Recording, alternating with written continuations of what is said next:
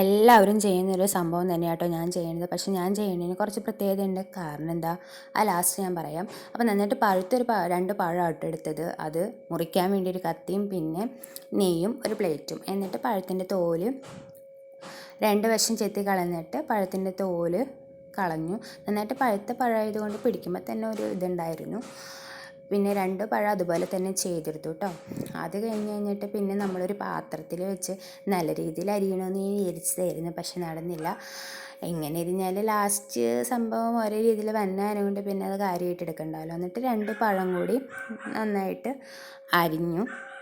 എല്ലാവരും ചെയ്യുന്ന രീതി ഇതുപോലൊക്കെ തന്നെ ആയിരിക്കാം. ചിലപ്പോൾ കുറച്ച് വ്യത്യാസങ്ങൾ ഉണ്ടാവുമായിരിക്കും. എന്തായാലും ഞാൻ ചെയ്യുന്ന രീതിക്കൊരു പ്രത്യേകതയുണ്ട്. ആ ലാസ്റ്റ് ആട്ടോ ഞാൻ പറയത്തുള്ളൂ. അപ്പോൾ നിങ്ങൾ ലാസ്റ്റ് വരെ വീഡിയോ കാണുക. പിന്നെ എന്നെ സബ്സ്ക്രൈബ് ചെയ്യാത്തവരാണെങ്കിൽ നിങ്ങളൊന്ന് എന്നെ സബ്സ്ക്രൈബ് ചെയ്യുക. ചെറുതായിട്ടൊന്ന് സപ്പോർട്ട് ചെയ്തോന്നേ. എന്നിട്ട് ഈ പഴമൊക്കെ അരിഞ്ഞ് വെച്ചിട്ട് ഒരു പാനെടുത്ത്, പാനിൽ വെള്ളം ഉണ്ടായിരുന്നു. ആ വെള്ളം വറ്റണ വരെ കുറച്ച് നേരം വെയിറ്റ് ചെയ്തു.